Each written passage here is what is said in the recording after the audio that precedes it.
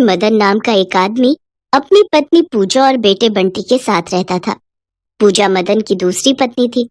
बंटी जब साल भर का था तभी एक बीमारी के चलते उसकी माँ का देहांत हो गया था।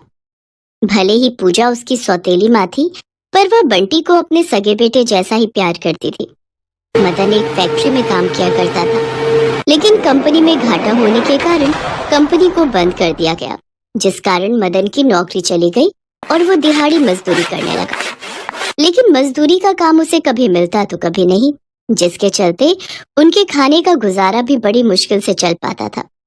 एक दिन मदन अपनी पत्नी पूजा से कहता है, पिछले एक हफ्ते से मुझे कोई काम नहीं मिला है। हर सुबह घर से यही सोचकर निकलता हूँ कि काश आज कोई काम मिल जाए, पर शाम को खाली हाथ ही घर लौटना पड़ता है। अगर ऐसे ही चलता रहा तो न जाने हमारा खाने का गुजारा कैसे होगा। आप परेशान मत होइए जी, अगर 4-5 दिन भी आपको काम मिल गया तो हमारे कुछ दिन तो कट ही जाएंगे। हाँ वो तो है, पर आजकल काम का बहुत अकाल पड़ा हुआ है। अगर हमारी फैक्ट्री बंद न होती तो हमें इतना सोचना ही ना पड़ता। अब तो बंटी भी बड़ा हो रहा है। सोचा था उसकी पढ़ाई लिखाई अच्छे स्कूल से करवाऊंगा, लेकिन यहाँ तो उसके खाने पीने का ही इंतजाम ठीक से नहीं हो पा रहा। पता नहीं कब हमें इस रोज की किटकिट से छुटकारा मिलेगा। ये कहकर मदन फिर काम की तलाश में निकल जाता है, लेकिन सारा दिन घूमने के बाद भी उसे कोई काम नहीं मिलता। कुछ दिन बाद मदन के बेटे बंटी का जन्मदिन आने वाला था। वो रोज अपनी माँ से कहता, माँ तुम्हें तो पता है ना मेरा जन्मदिन आने वाला है। हाँ मेरे बच्चे, वो शुभ दिन भला मैं कैसे भूल सकती हूँ। तो माँ क्या बाबा मेरे जन्मदिन पर मुझे साइकिल ला कर देंगे?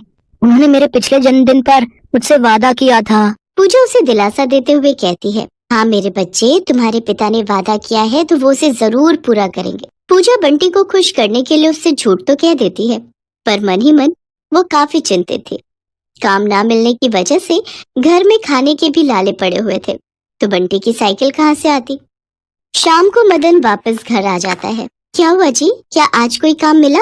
नहीं, सारा दिन धक्के ही खाता रहा, लेकिन कहीं कोई काम नहीं मिला। मेरी तरह ही कई और दिहाड़ी मजदूर खाली ही बैठे रहे। जल्द से जल्द कोई ना कोई काम तो ढूंढना ही होगा जी, नहीं तो खाने की परेशानी तो होगी ही, साथ ही बेचारे बंटी का दिल भी टूट जाएगा। वो रोजाना मुझसे कहता है कि उसको अपने जन्मदिन पर साइकिल चाहिए। आपने उसको पिछले साल वादा किया था, लेकिन अगर काम ही नहीं मिलेगा तो फिर उसके लिए साइकिल कैसे लाएंगे? मुझे भी दिन रात यही चिंता सताती है, लेकिन क्या करूं? अगर कल मुझे कोई काम नहीं मिला तो मैं अपने किसी जानकार से कुछ पैसे उधार ही ले लूंगा, लेकिन बंटी के जन्मदिन पर उसे साइकिल जरूर दिलवाऊंगा। वो बेचारा कब से आस लगाए बैठा है। अगले दिन मदन सुबह सुबह ही काम के लिए निकल जाता है, लेकिन उसे कहीं काम नहीं मिलता। फिर वो थक हार कर अपने दोस्त के पास जाता है और उससे कहता है, भाई क्या तुम मुझे कुछ पैसे उधार दे सकते हो? मुझे रुपयों की बहुत जरूरत है, और तुम चिंता मत करो, मैं काम मिलते ही सबसे पहले तुम्हारे पैसे लौटा दूंगा।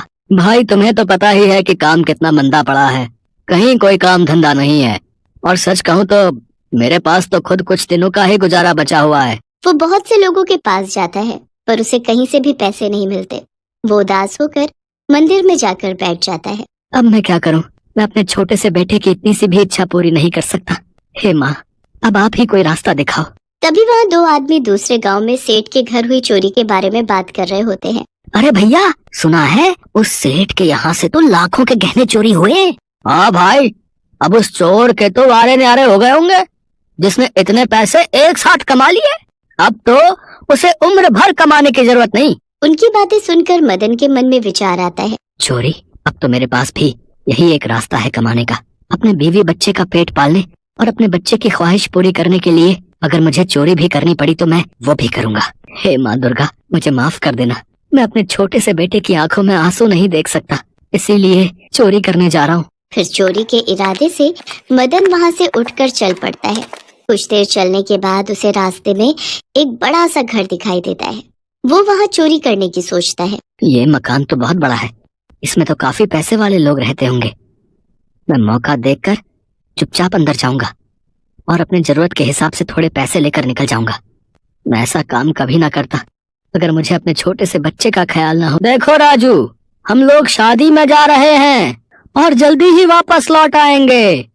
तब तक तुम हमारी बेटी सिया का ध्यान रखना, उसे अकेला बिल्कुल मत छोड़ना, ठीक है? जी सेठ जी, मैं बिटिया रानी का पूरा ध्यान रखूंगा।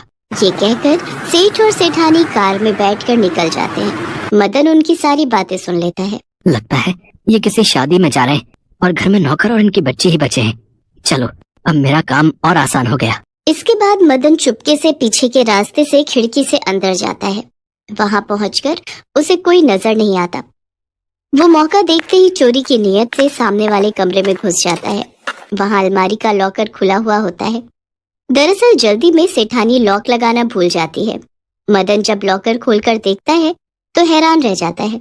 उसमें ढेर सारे हीरे, जवाहरात और नोटों की गड्डियां रखी हुई होती हैं। बाप रे बाप, इतने सारे गहने और रुपए।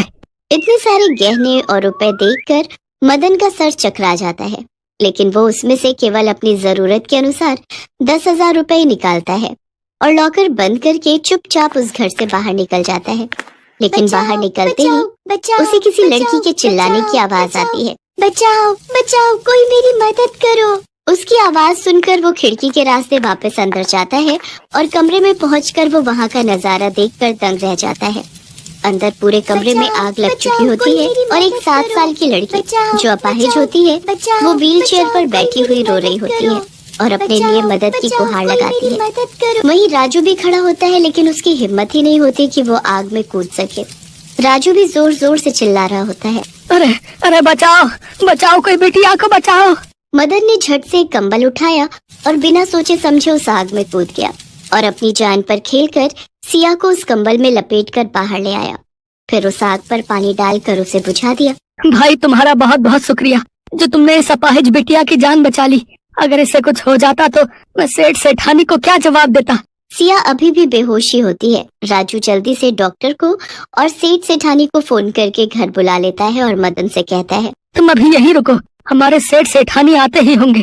कुछ ही देर में डॉक्टर और सिया के माता पिता घर पहुंच जाते हैं। बच्ची बिल्कुल ठीक ठाक है, बस शॉक की वजह से बेहोश हो गई है।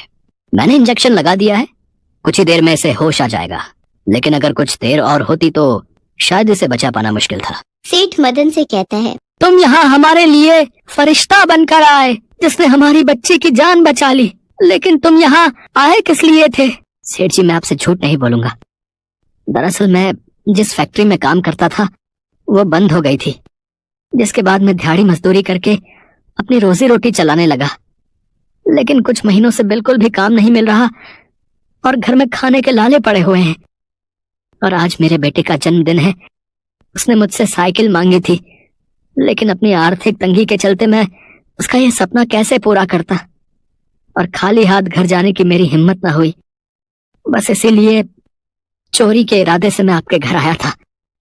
फिर मैं यहाँ से जैसे ही चोरी करके निकल रहा था तभी मुझे इस बिटिया की आवाज आई। फिर मैंने खिड़की से अंदर का नजारा देखा तो मैं सब भूल गया और इसे बचाने के लिए आग में कूद पड़ा।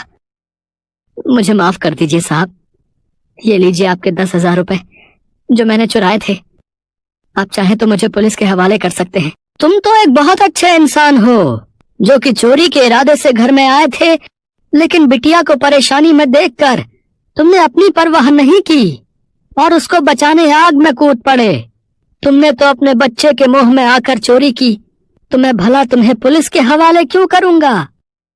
अगर तुम बुरा ना मानो तो मेरी तरफ से इनाम समझकर ये 50,000 रुपए रखो। इससे अपने बेटे के लिए साइकिल, खिलौने और नए कपड़े ले लेना। और ये तुम्हारी चोरी नहीं बल्कि इनाम के पैसे हैं। और हाँ, कल ही तुम मेरे ऑफिस आ जाना। तुम्हारी नौकरी मेरे ऑफिस में पक्की। अब हर महीने 15,000 वेतन दूंगा। आपका बहुत बहुत शुक्रिया सेठ जी। मदन की खुशी का कोई ठिकाना ना था। वो घर की ओर निकल पड़ता है और जाते जाते बंटी के लिए साइकिल, खिलौने, चॉकलेट्स और नए कपड़े ले जाता है। साथ ही पूजा के लिए भी सुंदर सी साड़ी खरीद कर ले जाता है और घर जाकर सारी बात पूजा को बताता है। वो सब बहुत खुश होते हैं। अब उनके दुख भरे दिन खत्म हो चुके थे।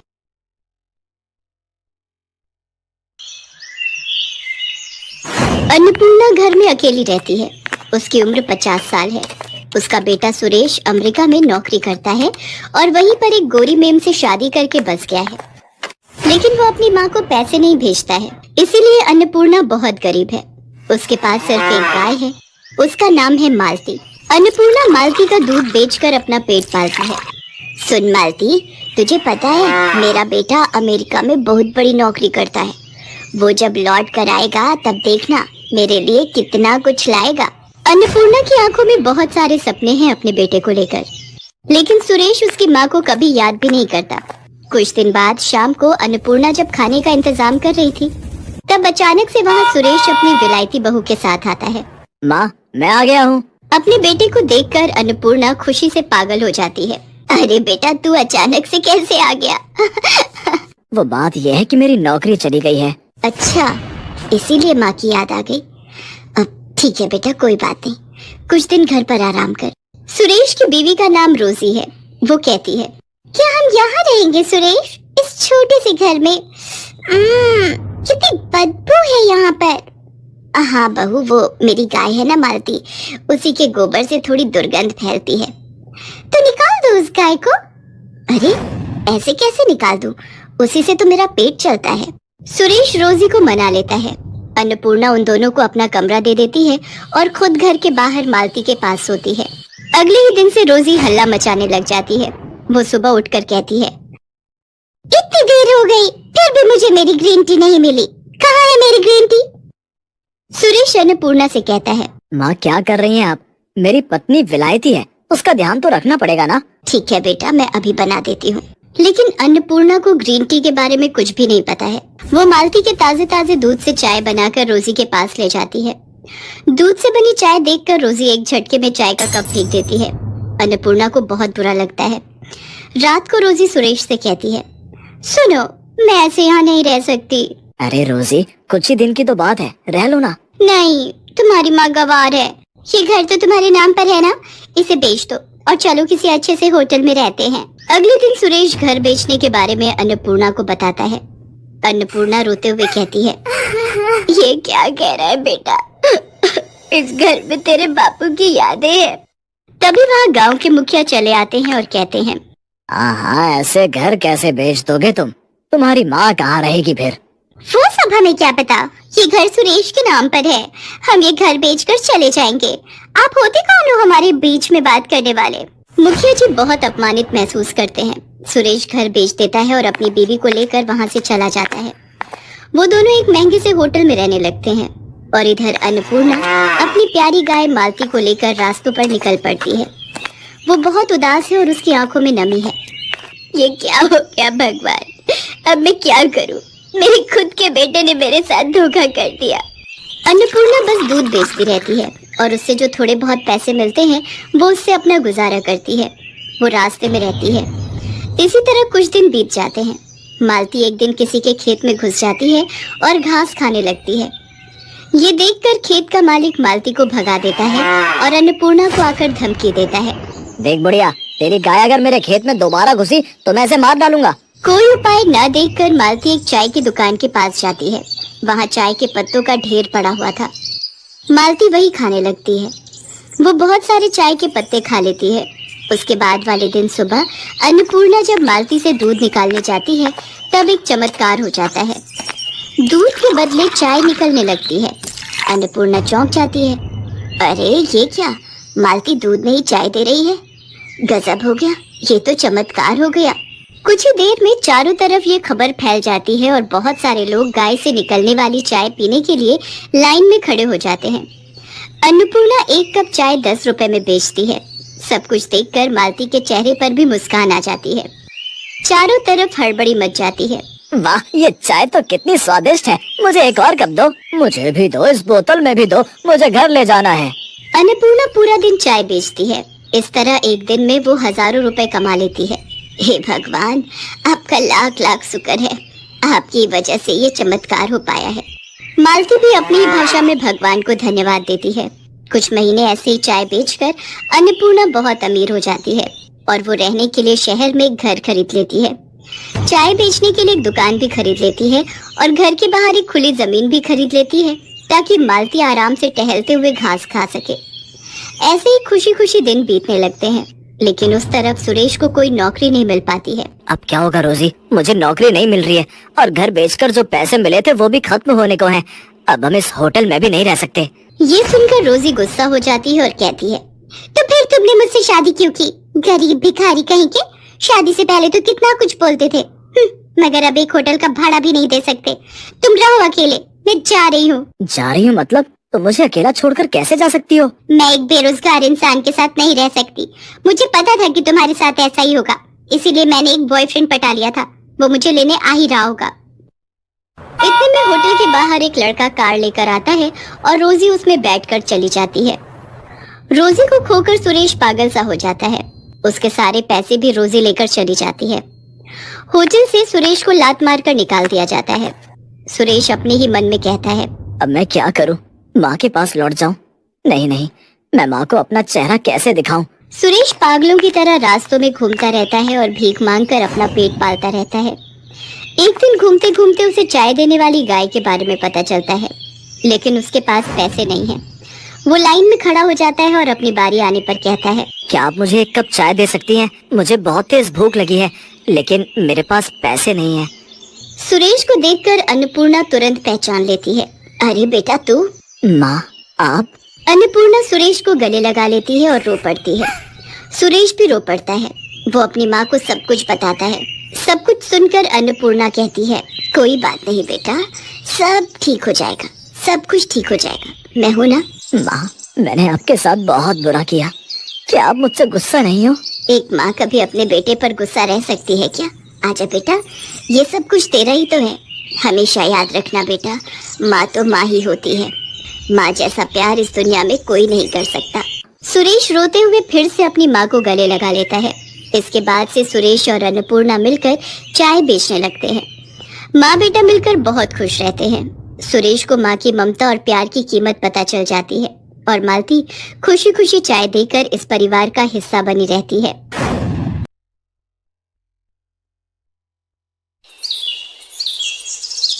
उर्मिला माधोपुर गांव में रहती थी। उसके पास पारो नाम की एक पालतू गाय थी। पारो उर्मिला के साथ पिछले कई सालों से है। पति के देहांत के बाद इसी गाय के सहारे उर्मिला ने अपने परिवार को चलाया। उसकी गाय का दूध पूरे गांव में मशहूर था। गांव के सभी लोग उर्मिला से ही दूध लेते थे। उर्मिला का बेटा शहर में पढ़ता था। वहीं उसे पूनम नाम की एक लड़की से प्यार हो गया और उसने अपनी माँ को बिना बताए पूनम से मंदिर में शादी कर ली। आज वो गांव वापस आने वाला था। उर्मिला बहन, 2 किलो कर देना दूध। 1.5 किलो मुझे भी देना। क्या बात है उर्मिला बहन, आज तो तुम बड़ी खुश दिखाई दे रही हो। बात ही खुशी की है सरोज बहन, आज मेरा बेटा गांव वापस आ रहा है। बस जल्दी जल्दी काम निपटा कर उसी के लिए बढ़िया बढ़िया पकवान बनाऊंगी। पता नहीं शहर में उसे क्या खाने को मिलता होगा और क्या नहीं। अच्छा तो ये बात है, चलो बहुत बढ़िया हुआ। कब से बेटे के बिना अकेले रहते रहते तुम उदास हो गई हो। अब वो आ जाएगा तो तुम्हारे साथ काम में भी मदद कर देगा। हाँ वो तो है। अरे आ रही हूँ पारो, तू क्यों आवाज लगा रही है? मैं जानती हूँ तू भी सूरज का नाम सुनकर बहुत खुश हो रही है। रुक, मैं अभी तुझे चारा डालती हूँ, फिर तो सूरज ही तुझे खिलाएगा। उर्मिला की गाय पारो अपनी आवाज में उससे बातें कर रही थी, मानो वो भी सूरज के आने की खुशी मना रही हो। शाम के समय सूरज आ जाता है, पर अपने बेटे के साथ बहू को देखकर उर्मिला को बहुत बुरा लगता है। माँ तुम नाराज मत हो, सब कुछ बहुत जल्दबाजी में हुआ। पूनम के पिताजी की तबीयत ठीक नहीं थी और वो चाहते थे कि हम ये शादी जल्दी से जल्दी कर लें, इसलिए मैं आपको बता ही नहीं पाया। पर अब मैं आपके साथ ही रहूंगा, आप चिंता मत करो। और माँ पूनम बहुत अच्छे स्वभाव की पढ़ी लिखी लड़की है, आप एक दूसरे को आसानी से समझ जाओगे। ठीक है, देखती हूँ वो मुझे कितना समझती है। गांव के रहन सहन और शहर के रहन सहन में बहुत फर्क है बेटा। उर्मिला की तरह पूनम घर के कामकाज नहीं कर पाती थी। उसे तो घर का कोई भी काम करना नहीं आता था। सूरज, तुमने मुझे कहाँ लाकर पटक दिया है? मुझसे ये घर के काम नहीं होते। हमें शहर वापस चलना चाहिए। उस गाय का गोबर साफ करो, उसे चारा डालो, उसे नहलाओ, घर की लीपा पोती करो। ये सब करके तो बदबू के मारे मेरा बुरा हाल हो रहा है। ऊपर से तुम्हारी माँ को माजी माजी का नाटक करते हुए लहसुन प्याज ही काटती रह जाऊं। कैसी बातें कर रही हो पूनम? यहाँ पर सारा कामकाज बना हुआ है। मैं तो यहाँ पर बढ़िया सी डेयरी खोलने की सोच रहा हूँ। दूध, घी, पनीर, दही और कुछ खास मिठाइयों की बहुत ही बढ़िया डेयरी खुल जाएगी। हमारी अच्छी खासी कमाई हो जाएगी। शहर में घर का किराया, खर्चा पानी कितना ज्यादा है। वहाँ पर मुझे काम सेट करने में ही सालों गुजर जाएंगे। और जहाँ पर मेरा अपना खुद का घर का काम है, हम शहर में क्या करेंगे? तुम्हें पता भी है हमारी गाय का दूध पूरे गांव में मशहूर है। सोचो हम कितना कमा लेंगे, और फिर हमारे यहाँ रहने से माँ को भी सहारा रहेगा। वो बेचारी अकेले काम नहीं संभाल पाती है। अच्छा तुम काम करो, मैं थोड़ी देर बाजार होकर आता हूँ। कह तो सूरज ठीक ही रहे हैं। शहर में काम करने के लिए पैसों की भी जरूरत होगी। यहाँ पर तो अपना मकान, अपना काम है, और फिर हमें तो पैसे कमाने से मतलब है। कुछ सालों में अच्छे पैसे कमा लिए तो बाद में शहर जाकर बस जाएंगे। पर मुझे किसी भी तरह से सासू माँ से अलग होना है, ताकि उस गाय पर मेरा कब्जा हो जाए। पता नहीं, माँ जी तो बहुत चालाक है, कितने पैसे अपने अंदर करके बैठी होंगी। पूनम को पता था कि सूरज गांव में ही काम बढ़ाने वाला है, इसलिए वो अलग होने के रास्ते ढूंढने लगी। सूरज, सुबह से काम कर कर के मैं थक गई हूँ। मेरे आने के बाद माँ जी ने घर के सारे काम मेरे ही जिम्मे डाल दिए हैं। गाय को नहलाना, धुलाना, गोबर साफ करना, चारा डालना, सारी देखभाल तो मैं करती हूँ। और दूध बेचने के टाइम पर माँ जी गल्ला लेकर तखत पर खुद बैठ जाती हैं। ऐसे थोड़ी होता है। मैं अब और बर्दाश्त नहीं कर सकती। जब मैं इतना काम कर रही हूँ तो फिर मैं अलग ही रहूंगी। मुझे माँ जी के साथ नहीं रहना। और हाँ, उस गाय पर मेरा हक है। मुझे तो बस बंटवारा चाहिए, गाय का बंटवारा। पूनम इतनी जोर जोर से चिल्लाकर ये बात कह रही थी कि उसकी बात उर्मिला के साथ साथ पड़ोसियों ने भी सुन ली और सब वहाँ आ गए। बहू, बंटवारा? वो भी मेरी पारो का? मेरे जीते जी ऐसा कभी नहीं होगा। और तुम जानती ही क्या हो पारो के बारे में? उसे मैंने बहुत प्यार से पाला है, उसकी देखभाल की है। तुम मेरी पारो को एक दिन भी रख कर तो दिखाओ, वो तुम्हारे साथ एक दिन भी नहीं रहेगी। हाँ हाँ, इस गाय की देखभाल मैं कर लूंगी, आप उसकी चिंता मत करो। पर एक शर्त है, आप बीच में दखलंदाजी नहीं करोगी। मैं जैसी मर्जी गाय की देखभाल करूं, आप उससे दूर रहोगी। सूरज, अगर आज बंटवारा नहीं हुआ तो मैं तुम्हें छोड़कर शहर चली जाऊंगी। माँ, अगर पूनम चाहती है तो आप उसे गाय दे क्यों नहीं देती? उसे एक बार कोशिश करने तो दो। कहीं ऐसा ना हो आप दोनों के झगड़े में मेरी शादीशुदा जिंदगी खराब हो जाए। सूरज बेटा, एक माँ कभी नहीं चाहती कि उसके बच्चों का घर खराब हो। अगर बहू की यही इच्छा है तो आज से मैं अपनी पारो बहू के हवाले करती हूँ। उर्मिला बहन, इतने सालों से हम देख रहे हैं पारो को तुमने बहुत लाड प्यार से पाला है। कहीं ऐसा ना हो बंटवारे के चक्कर में एक निर्दोष जानवर परेशान हो जाए। सब गांव वाले भी क्या समझाते। पूनम तो बंटवारे की जिद पर अड़ गई थी और ऐसा ही हुआ। गाय अब पूरी तरह से पूनम के हवाले थी। सूरज गांव में डेयरी खोलने की व्यवस्था के काम से शहर चला जाता है। पूनम तो आलसी थी, उसने गाय के प्रति लापरवाही दिखाना शुरू कर दिया। वो सुबह उठकर ना तो गाय का गोबर साफ करती थी, न उसे नहलाती धुलाती थी, और न ही उसे समय पर चारा देती थी। इसी कारण गाय के आसपास बदबू फैलने लगी और मक्खियाँ, मच्छर, कीड़े मकोड़े आने लगे। गाय को समय पर चारा नहीं मिलता था, वो कमजोर हो गई। पूनम सारा दिन सोती रहती और खाती पीती रहती। गाय ने दूध देना भी बंद कर दिया। एक दिन गाय बेहोश होकर जमीन पर गिर गई। ये देखकर पूनम घबरा गई। सूरज उसी समय शहर से आया और वो भी घबरा गया। उसने उर्मिला को आवाज लगाई। उर्मिला दौड़ती हुई अपनी पारो के पास आई और बिलख बिलख कर रोने लगती है। पारो, पारो उठ, देख देख, मैं तुझे आवाज लगा रही हूँ। पूनम, पारो की देखभाल की जिम्मेदारी तुमने ली थी ना, फिर उसका ये हाल कैसे हो गया? मुझे माफ कर दो सूरज, गलती मेरी ही है। मेरे कारण पारो आज इस हालत में है। मैं सचमुच माँ जी की तरह पारो की देखभाल नहीं कर सकी। माँ जी, मुझे माफ कर दीजिए। उर्मिला दौड़कर चारे के पास जाती है और चारे को उठाकर पारो के आगे रखती है। पारो को उर्मिला के स्पर्श का एहसास होता है, वो थोड़ा सा हिलती है। ये देखकर सब खुश हो जाते हैं। उर्मिला अपने हाथों से पारो को चारा खिलाती है। पारो खुशी खुशी ढेर सारा चारा खा लेती है, मानो वो कब से उर्मिला के हाथों से ही चारा खाना चाह रही थी। पूनम को अपनी गलती का एहसास हो जाता है और वो उर्मिला से माफी मांगती है। कुछ दिनों में पारो फिर से ठीक हो जाती है। अब सूरज ने भी गांव में एक बड़ी डेयरी खोल ली थी। धीरे धीरे सब कुछ ठीक हो जाता है और दोनों सास बहू मिलकर पारो की देखभाल करने लगती हैं। पारो भी अब बहुत खुश थी। हेलो दोस्तों, कैसे हैं आप सब?